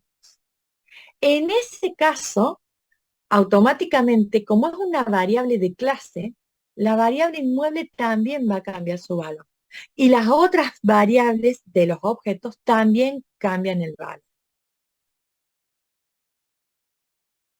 La clase, dice la clase inmueble es un objeto y la casa es una variable del objeto. No, no, yo lo que digo es, la clase inmueble es un objeto y la clase casa es otro objeto, me embarullé. Yo tengo la clase inmueble y tengo la clase casa, ¿sí? Son dos clases distintas. Cuando yo hago una instancia, una nueva instancia de la clase inmueble, es un nuevo objeto de la clase inmueble, va a tener la variable con ese valor. Y cuando yo hago un nuevo objeto de la clase casa, va a tener la variable con ese mismo valor. Ahora, si yo cambio en casa, le cambio el valor a esa variable, como es una variable de clase y viene heredada de inmueble, todas las instancias cambian ese valor, ¿sí? Es medio un trabalenguas, pero a lo que voy es que cuando son variables de clase, las variables estáticas comparten todas las instancias el mismo valor. Cambio en una y cambian en todas, ¿sí? No, em, son dos objetos diferentes, pero una pertenece a la otra. En realidad no es que una pertenece a la otra, una hereda de la otra. A ver, por ejemplo, vos sos hijo de tu padre, no perteneces al padre, sino que heredaste rasgos de tu padre, ¿sí? Sería lo mismo. Pero tengan en cuenta, no estamos hablando de asociación. Yo no digo, por ejemplo, la clase persona tiene o está asociada a una clase domicilio. Yo digo, la clase persona, la clase cliente hereda los datos, los métodos, los atributos de la clase persona. Exacto, Francisco, exacto. Las variables estáticas pertenecen a la clase y no a la instancia. Lo importante es que si las cambio en algún lado, cambian en todas las instancias, ¿sí? Porque no pertenecen a las instancias, sino que a la clase. Si cambia la clase, cambian todas las instancias, ¿sí? Está, genial. En pocas palabras, Francisco me está resumiendo lo que estoy diciendo en la clase. Está genial, porque a veces yo me embargo yo, Francisco, así que genial. Muchísimas gracias. Y si alguno no entiende, no, va a preguntar, ¿no? Me parece, Francisco, que te voy a poner como tutor en esta primer clase. Si no me acceden, si no me asignan un tutor, me parece que ya te venís vos como tutor. Bien, bueno, ahora venimos a lo que es la clase abstracta, ¿sí? ¿Qué significa que la clase sea abstracta? No es una clase concreta como persona. Y la clase abstracta lo que tiene es que no se puede instanciar, ¿sí? Yo digo que es una clase como si fuese algo ficticio, algo que no se ve. Entonces, esta clase, que es algo ficticio, que es algo que no se ve, no la puedo instanciar, pero sí puedo hacer que otro objeto herede de ella. Por ejemplo, en el caso, después vamos a ver otro ejemplo, pero en el caso puntual que tenemos en las diapositivas, yo estoy diciendo que la clase descuento es algo abstracto. O sea, no puedo decir new descuento, porque es una clase abstracta. O sea, no puedo hacer una instancia de esa clase. Pero sí puedo tener dos tipos de descuento, un descuento fijo y un descuento porcentaje. Esas dos clases heredan de descuento, ¿sí? Extienden. El extends en Java es la herencia. Heredan de descuento, que es una clase a la cual no puedo acceder directamente. Entonces, ¿qué pasa? Descuento fijo, yo sé que tengo el atributo valor descuento, ¿sí? Y tengo los métodos de set y de get descuento. Entonces, automáticamente como heredo, tengo esos métodos y ahí sí a descuento fijo le puedo decir, puedo instanciar un objeto de descuento fijo. Puedo decir new descuento fijo. Pero no puedo decir un new descuento. Sí o sí tiene que ser o un new descuento fijo o un new descuento porcentaje, ¿sí? Entonces una clase abstracta se crea para tener eh, métodos, ya sea abstractos o no abstractos, digamos, métodos que después van a heredar de mis clases restantes, ¿sí? ¿Es lo mismo que interfaz? No, no es lo mismo que interfaz. Pero cuando yo hablo de interfaz, hablo de una interfaz, la pantallita. Ustedes cuando yo digo interfaz, piensan, me está hablando de la pantalla que el usuario ingresa los datos o de la página web. No, la interfaz no es eso. Eso es una interfaz gráfica, ¿sí? ¿Por qué hago esta aclaración? Porque muchas veces se confunde el término interfaz con interfaz gráfica. La interfaz gráfica es lo que ustedes ven donde tipean las cosas, ¿sí? En cambio, la interfaz no es eso que ustedes tipean, eso es interfaz gráfica. La interfaz es algo que me determina a mí la forma en la que tengo que hacer una clase. No es una clase, ¿sí? No es una clase. Ahí dice, en el segundo ítem dice, es un contrato a cumplir. Sí, básicamente es eso. Una interfaz son reglas, exacto, son reglas que yo tengo que cumplir para poder generar esa clase. Por ejemplo, yo le digo, bueno, bárbaro, eh, yo voy a tener una clase de producto, pero la clase producto sí o sí va a heredar de la interfaz plantilla producto. Y esa interfaz plantilla producto que tiene, bueno, tiene el método, por ejemplo, composición, get composición, tiene el método get precio, tiene el método calcular IVA, tiene, o sea, son todas cosas que sí o sí tiene que tener la clase que yo quiero crear, sí o sí tiene que tener el método calcular IVA, sí o sí tiene que tener el método calcular precio. Y ustedes me dicen, pero ¿para qué serviría una interfaz? Y para poder, bueno, ahí Guillermo dice es el remedio a la herencia múltiple. Claro, Java no tiene herencia múltiple, entonces las interfaz pueden simular una herencia múltiple, ¿sí? Pero en realidad la interfaz nos sirve para organizarnos, para decir, bueno, a ver, vamos a trabajar de esta manera, todas las clases tienen que tener lo mismo, ¿sí? El get sí, el get es de traer, de tomar. Em, es una manera de organizarnos. Por ejemplo, yo puedo decir todas las pantallas, todo lo que es la pantalla gráfica de mi, de mi aplicación, van a tener que tener los métodos de limpiar pantalla, van a tener que tener los métodos de verificar autenticación, van a tener que tener el método de crear nuevo y de guardar. Esas cuatro cosas las tienen que tener. Entonces, todas las pantallas que yo haga en mi aplicación, le voy a decir que voy a implementar la interfaz. Fíjense en que está con la palabra reservada implements. Ese implement significa implemento. ¿Qué implemento? Implemento esta interfaz, la interfaz que yo creé para mi pantalla. Entonces, todas mis pantallas tienen los mismos métodos, porque yo los implementé, ¿sí? Bien. Eh, lo que dice acá Francisco es que tiene las firmas de métodos sin implementar. Claro, o sea, a ver, la diferencia con las clases abstractas es que pueden contener métodos abstractos y métodos concretos. Exacto. Las clases abstractas es lo mismo que una clase abstracta, no, no es lo mismo. Pero bueno, la clase abstracta puede tener métodos, puede tener métodos implementados como métodos no implementados. En una interfaz no tengo implementados los métodos. Simplemente le voy diciendo los puntos que tengo que tener en cuenta, le voy diciendo los métodos que tienen que tener. Se los nombro nomás, solamente nombrarlos, ¿sí? Yo tengo que, Martín, o sea, puede tener métodos de default y Martín, lo que tiene que tener una interfaz es como un check, una lista de cosas que tengo que tener. Tengo que tener toda esta lista de métodos. Después, cómo lo implemente es otra cosa. Es como una estructura, Guillermo, exacto. Sí, sí, sí. Es como una estructura que tengo que tener todo eso, ¿sí? Justamente por eso dice un contrato. Yo para poder hacer la clase necesito que se cumpla, que tenga todos estos métodos.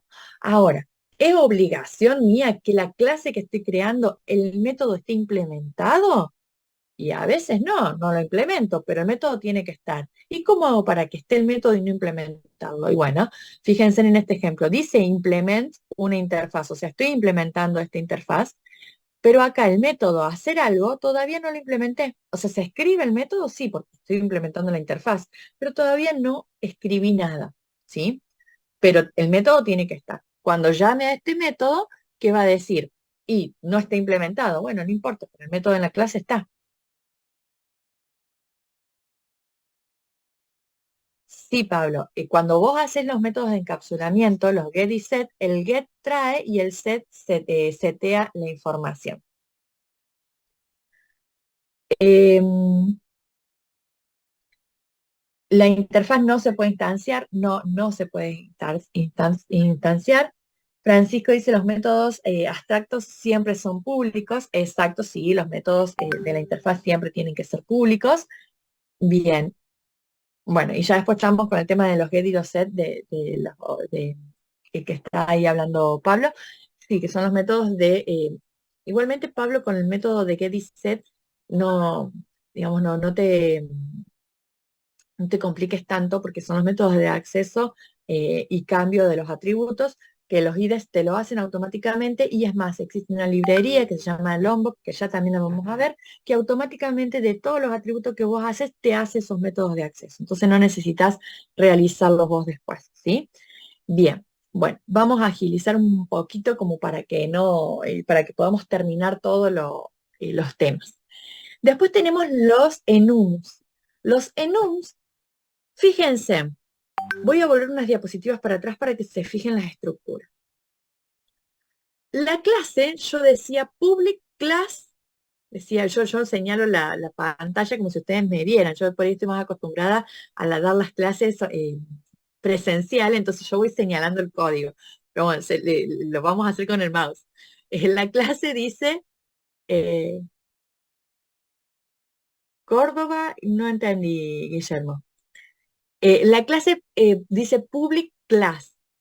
Acento. En realidad soy una mezcla, era de Buenos Aires y hace 20 años, más, 20, sí, más de 20 años que vivo acá en Córdoba. Así que sí tengo una mezcla de acentos ahí. Eh, bien, la clase, vamos con los temas. No me saquen en el chat del tema porque si no, no terminamos con los temas y no llego. Vamos con la clase. Las clases dicen public class y el nombre de la clase. Los enum no son clases, ¿sí? Es otra estructura, otra forma distinta que si bien heredan de objeto, en Java que todo hereda, pero la definición no es public class, sino que es, fíjense, es public enum, ¿sí? ¿Y qué significa ese public enum? Es un tipo especial que trabaja Java que ese tipo especial son como si fuesen constantes, como si, sí, en realidad son constantes predefinidas. O sea, eh, es como si nosotros quisiéramos organizar nuestra información y esa información no cambia, ¿sí? Cuando esa como información no cambia, por ejemplo, los días de la semana no van a cambiar, no se van a agregar más. Entonces, manejamos los enum. ¿Qué me permiten los enum? Me permiten que yo no me equivoque, que siempre acceda al mismo dato, ¿sí? Que no ponga lunes, martes, miércoles de manera diferente. Siempre voy a acceder al mismo tipo de datos. Los enum se puede usar para los días de la semana, para los meses, para constantes. eh, sí, en realidad variables finales. Las variables finales es una variable final. Es una constante, ¿sí? Es un tipo de dato especial que sirve como constante. Es para organizar mejor el código. No significa que lo van a utilizar siempre, pero es una manera de tenerlo accesible a nuestra programación, ¿sí? Nuestro código, nuestra aplicación. Y son constantes, algo que no cambia. Se utiliza justamente cuando los datos ya están definidos y no van a cambiar, ¿sí? Es una colección de constantes, ¿sí? En realidad son varias constantes. Y para acceder pongo el nombre del enum, que en este caso es día, punto, y ahí me va a traer todas las listas de constantes que tengo en donde puedo seleccionar con cuál es la que voy a acceder, ¿sí? Y ahí terminaríamos lo que ustedes van a necesitar saber para las próximas clases de lo que es las clases en Java, los objetos, ¿sí? En Java. Ahora vamos a pasar a otro tema muy importante en Java que tienen que saber, que son las colecciones. ¿Qué son las colecciones? Porque ahí Marcelo dice una colección de constantes. Bien, Pero ¿qué son las colecciones? Las colecciones las podemos entender como cuando pensamos en una colección de estampillas, cuando pensamos en una colección de monedas, en una colección de muñequitos, ¿sí? Es un conjunto de datos iguales, ¿sí? En Java existen diferentes, muchas cosas diferentes a las que podemos llamar colecciones. Si vamos a ver, dijimos que todo de Java hereda de objetos, ¿sí? Bueno, entonces todo va a heredar de objeto, pero en este caso las colecciones lo que tienen es que implementan interfaces, ¿sí? En primer lugar, ¿una colección es un objeto? Sí. Por ejemplo, tenemos la colección ArrayList. ¿Qué es una colección ArrayList? Es una lista, ¿sí? Es una lista de algo. Puede ser una lista de objetos, una lista de variables, es una lista. Y ese array list va a implementar una interfaz. Fíjense, todo lo que está en celeste es interfaz y lo que está en verde es clase. Esta clase implementa la interfaz list. ¿Qué significa que implemente la interfaz list? Que tiene que tener ciertos métodos, ¿sí? que puedo usar. Y a su vez implementan la interfaz collection, que es de colección, ¿sí? Todos los métodos que puedo utilizar en una colección. Y a su vez implementan todos los métodos que pueda utilizar en la interfaz iterable. ¿Y cuáles son esos métodos? Dirían ustedes, o creo que se están preguntando. Bueno, tenemos la colección iterable me permite itera, o sea, la misma palabra lo dice, itera, recorre, ¿sí? Y para recorrer yo necesito saber, llegué al final y si no llegué al final, toma el siguiente. Bueno, esos métodos, llegué al final y toma el siguiente, son los métodos que tenemos acá al lado, que es el hasNet y el net. El net es toma el siguiente objeto. Y el hasNet es, ¿hay un siguiente? O sea, llegué al final de la colección. Bueno, con estos dos métodos, el hasNet y el net, puedo decir si hay más datos y si hay más datos que me tome el siguiente. No todas las colecciones lo trabajan de la misma manera, pero todas las colecciones lo implementan. ¿Por qué? Porque está en la interfaz. Entonces, tanto las listas como las pilas, como los sets, los conjuntos, los vectores, todo implementan el hasNet y el net. Entonces no me importa con qué colección trabajo. Yo sé que esas colecciones tienen esos métodos. Los puedo iterar, los puedo recorrer preguntando, ¿tiene un siguiente? Si tiene un siguiente, tomo el siguiente. La interfaz collection, ¿qué métodos algunos, ¿no? De los métodos que me da? El add, el remove, o sea, puedo agregar o puedo sacar datos a la colección. No importa cómo, cada colección lo implementa de manera diferente. Por ejemplo, una queue. Una queue es una pila, ¿sí? La pila, pensémosla como la pila de hojas. Si una pila de hojas, yo no puedo sacar el de abajo de todo, tengo que sacar el último, ¿sí? La última hoja que puse arriba, porque si saco la de abajo de todo, se me cae la pila. Bueno, ahora, la lista, no importa, yo puedo sacar, si yo tengo una lista de cosas para hacer, puedo ir haciendo intermedio, puedo hacer de arriba, puedo hacer el de abajo, ¿sí? Entonces, el agregar y el remover, esas dos colecciones la implementan de manera diferente, pero no importa, las dos implementan el método porque está en la interfaz collection, ¿sí? ¿Cómo lo implementen? Es cuestión de la colección que utilice, pero la implementan. ¿Se entiende eso? Que la implementan porque heredan, implementan la interfaz. Sí. Yo sé que lo entienden y me dirán, no sabemos cómo lo vamos a hacer en Java. Bueno, tranquilos, yo necesito que ustedes entiendan el concepto y ya después les voy a pasar también el video le voy a pasar el video en donde explico más detallado cada una de estas cosas, ¿sí? Que fue lo de Java inicial, para que se den cuenta de las diferencias entre las colecciones. A lo que voy es que cada una de estas interfaces celestes que tienen acá implementan métodos, ¿sí? O sea, tienen métodos abstractos. Y cada una de las clases que están acá, esas clases verdes, lo, lo hacen, digamos, lo hacen en código, o sea, se crea la clase, implementan esos métodos y la forma de implementarlos son diferentes, porque cada colección es diferente. Por ejemplo, todo lo que son los sets no aceptan duplicados. En cambio, los lists sí aceptan valores duplicados. Pero esto significa que el add lo van a tener igual, El remove lo van a tener igual, que lo apliquen diferente es otra cosa, pero el método va a estar, ¿sí? Eso es lo que quiero que ustedes entiendan con el tema de lo que voy a aplicar. Entonces, si yo quiero hacer un tree-set, y va a ser lo mismo que un hasset. ¿Por qué? Porque implementan la interfaz set. Es lo mismo. ¿Cuál es la diferencia entre un tree set y un hasset? Y que el hasset no lo ordena, pero un tree set sí. Exacto, la clase puede acceder al método de la interfaz. O sea, el método está y ya está codificado, no lo tienen que codificar ustedes. A lo que voy es que el método ya va a estar. Acceden y se hace de diferentes formas, pero ya está. ¿Sí? Aparte de lo que son las colecciones, tenemos los maps en Java. ¿Qué son los maps? Son los diccionarios en Python, por decirlo o por compararlo de alguna manera. ¿Qué son los diccionarios? Pensémoslo en un ejemplo de la vida real. Cuando ustedes no conocen el significado de una palabra, se van justamente a un diccionario, buscan por el nombre de la palabra y al lado dice dos puntos y la definición. ¿Sí? Eso es un diccionario en la vida cotidiana.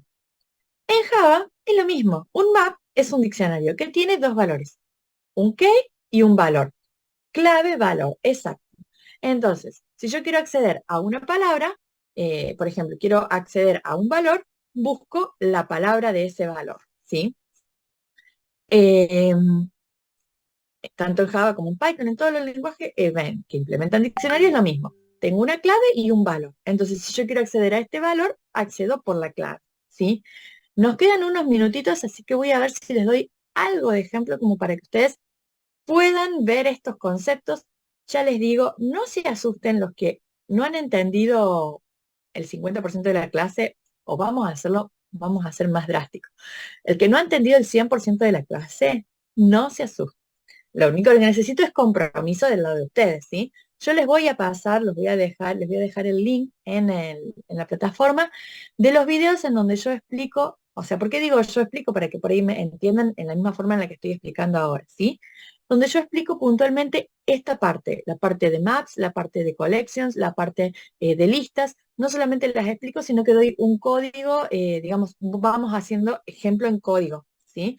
Lo único que van a ver que voy a estar con el otro curso, digamos, por ahí preguntas o cosas de los otros alumnos. Pero de esta manera ustedes van a poder entender el concepto y practicarlo, ¿sí? Eh, y para la próxima clase ya esto tenerlo, porque yo voy a hablar de tricep, facet, de maps y todo eso y voy a empezar a escribir código y ustedes van a estar desorientados. Entonces necesito que en un tiempito se escuchen la clase y vean la clase como para poder ver cómo se implementa, ¿sí? Lo que voy a hacer ahora, los temas, digamos, estarían todos los que debería dar. Lo que voy a hacer ahora les voy a mostrar, por ejemplo, cómo se implementa un enum, ¿sí? Lo vamos a ver en Java Online, directamente en el editor, para que ustedes puedan ver que no necesariamente tenemos que tener instalado un IDE para poder trabajar, ¿sí? Acá en el editor, lo primero que es en la clase principal, lo que yo hago, decir que la clase se llama enumTest, ¿sí? Que esta clase, fíjense, de lo que hablamos hoy, tiene una clase main, ¿sí? Y dentro de esa clase main, lo que yo hago es crear instancias de esta clase, ¿sí? Esas instancias de la clase le digo el nombre de la clase, que se llama enumTest, y entre paréntesis les estoy pasando una constante que tengo guardada en un enum, que es como si fuese otra clase aparte. No es clase, es un enum, ¿sí? Es un tipo especial que se llama enum. ¿Cómo creo ese enum? Es un nuevo archivo, yo creo un nuevo archivo desde acá, le puse die como nombre de este enum, y fíjense en que es como lo tengo en la diapositiva, ¿sí? Tengo die y tengo cada uno de los días.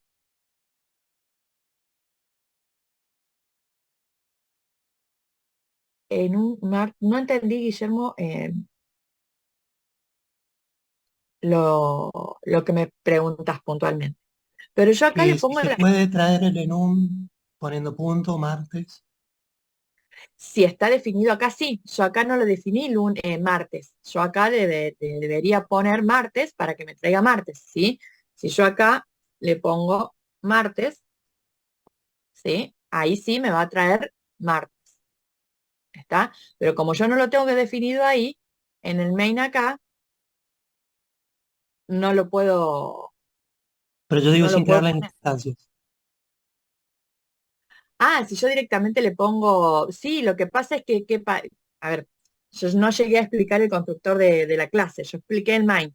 El main yo hice una instancia, digamos, por cada, que creé un objeto de esa clase en el main. ¿Pero por qué? Porque acá lo que yo hago en el constructor, yo le paso ese día y después acá pregunto, depende de lo que sea ese día, es lo que me va a imprimir. Entonces, por eso yo, para que ustedes vean la diferencia entre uno y otro, en el main creé diferentes instancias del objeto, ¿sí? Pero directamente yo lo podría haber puesto directamente acá, eh, le podría haber puesto, o sea, no es necesario crearle todas estas instancias, esto es para que ustedes vean que puedo crear instancias con todo. Yo ahí directamente creo el constructor en un test me dice que necesito ponerle un día, pero yo puedo decir, bueno, directamente creo el constructor vacío en donde no le pongo el día, entonces esto no es necesario, y después le digo que el decirme el día que es, le paso, vamos a crear otro método, no, creo otro método en donde le digo que acá directamente le paso el día, ¿sí? Ahí tengo al revés ¿sí? Entonces acá, en vez de crear, en el main, en vez de crear una nueva instancia, yo le digo, sí, creo, o sea, en el main porque es cuando se ejecuta la clase. Si yo no instancio, yo no creo un objeto, ¿con qué trabajo en Java? Entonces, en el main, tengo que crear una instancia de esta clase. Y acá le digo que esa instancia de clase que creé, en vez de llamar a ese método, le voy a poner acá el día, day.martes. Martes, creo que era martes.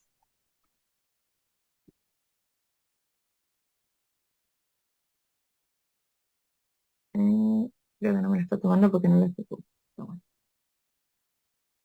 Bien.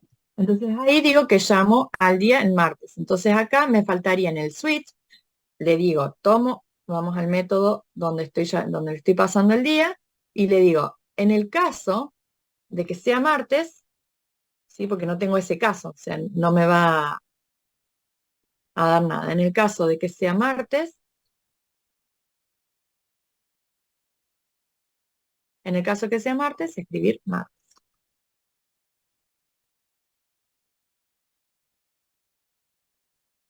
Vamos a correrlo y si todo puede fallar, dirían, sí. Entonces ahí viene y dice martes. Yo acá le quiero poner otra cosa,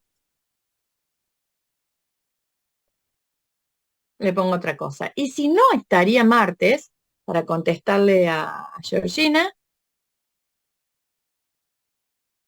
me va a lo que diga por defecto, ¿sí? ¿Por qué? Porque no es lunes, no es viernes, entonces me va a lo defecto, por defecto, ¿sí? Entonces, de esa manera, fíjense, este main que yo tengo acá, podría no tenerlo acá, ¿sí? Este main podría ser en una clase main que yo tenga acá, ¿sí? En esta, vamos a abrir otra vez el online.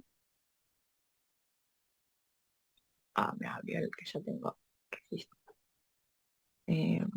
Java.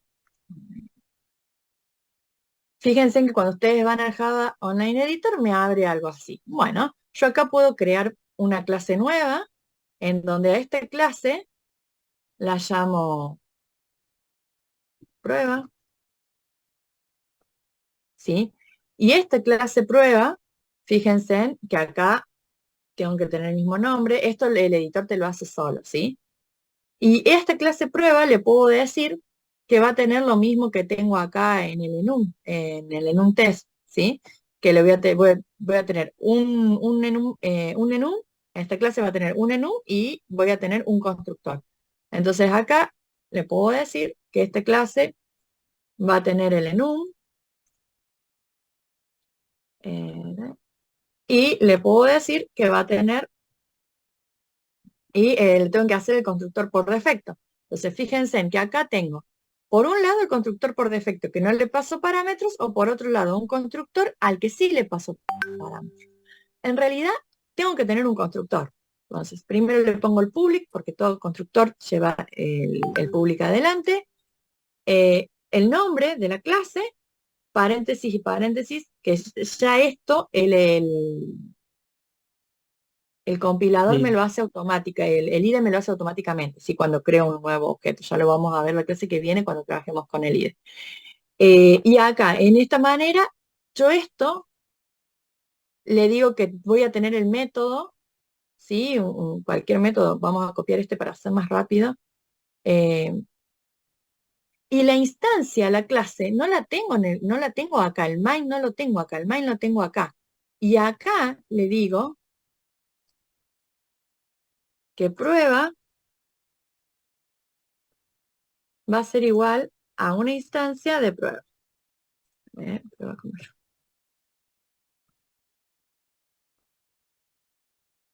Y acá le digo que prueba, llame al método o que me muestre el método y le pongo el nombre del método y lo que le paso. ¿Sí? Le pongo el nombre del método y lo que le paso, que en este caso todavía no tengo el enum creado acá. Así que creo acá el enum. O sea, fíjense en que todo es crear clase, es ir llamando, pero a lo que voy es que el main eh,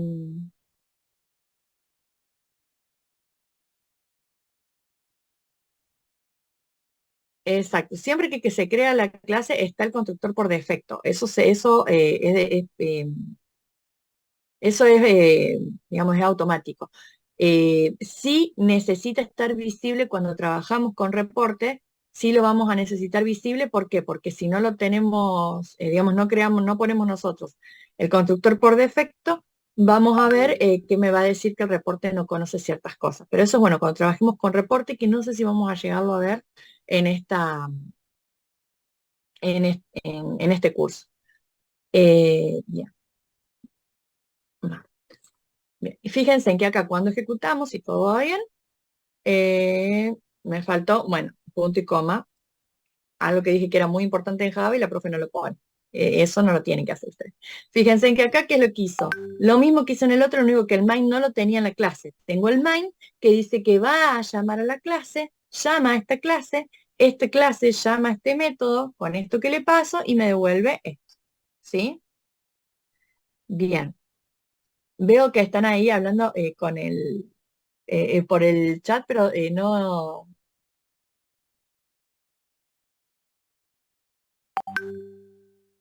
eh, bueno, no llego a leer toda la conversación, ya después lo vamos a ver porque no los quiero demorar a ustedes más. Eso por un lado. Y por otro lado, les quería mostrar este caso, digamos, este código también, en donde trabajamos con las clases abstractas. Fíjense, shape, que es, digamos, sería la figura, ¿sí? Con la que yo voy a trabajar, es una clase abstracta. Y la figura tiene un método, ¿sí? Que simplemente se dibuja. Entonces, esto que simplemente se dibuja, las otras clases, por ejemplo, círculo y rectángulo, que son figuras, van a extender de esa clase abstracta. Entonces, como extiende esa clase abstracta, sí o sí tiene que tener, va a tener, perdón, extiende esa clase abstracta, puede o no tener el método para dibujar. Pero el método para dibujar una clase o la otra se implementan de manera diferente. Acá simplemente puse un system para que ustedes la vean, ¿sí? Y después, cuando yo ejecuto esto, que creo, fíjense, yo acá no le puse el mismo nombre a la clase que a la instancia que estoy creando. ¿Y por qué lo hice? Y lo hice porque, no, es hasta las 12 nomás, yo me extendí un poquitito, ya lo cortamos. Perdón, Camilo. Eh, es que yo me copo dando clase y sigo, pero es hasta las 12, ya ahí lo cortamos. Eh, Acá fíjense que lo que hice fue, creé una nueva instancia que se llama círculo, no se llama figura, ¿sí? Entonces, eh, esta clase círculo, ¿por qué no me da error cuando yo la llamo? Porque esta clase círculo extiende de shape. Entonces, como extiende, no me va a dar error. Ahora, si yo lo pusiera al revés, círculo, y después pongo figura, ahí sí, ¿por qué? Porque figura no es un círculo. Entonces, dependiendo, o sea, en este caso, círculo extiende de figura, ¿sí? Eh, no, dije mal el ejemplo, se los dije en medio porque se los dije apurada, pero bueno, esa es la idea. Fíjense que acá yo hice los dos, pero puedo decir uno solo, y bueno, lo que me va a devolver es cómo se dibuja dependiendo de que, y que esta clase shape no va a ir acá, porque acá no tengo nada, el método no está implementado, directamente va a ir a la clase, busca este método y muestra lo que tiene implementado, ¿sí? Yo les pido disculpas, que sé que la clase fue muy rápida, fueron muchos conceptos juntos, quizás muchas cosas por ahí no se han entendido completamente. Les voy a pasar los links para los videos en donde están más explicado y en más detalle esto. Y la clase que viene vamos a ver, ya vamos a empezar con interfaz y y otras cosas. Sí, me imagino que han quedado como cuando Windows está actualizando y dice, no, no apagar, por favor, esperen, no apagar. Eh, sí, se puede ver la clase grabada, ya para mañana la van a tener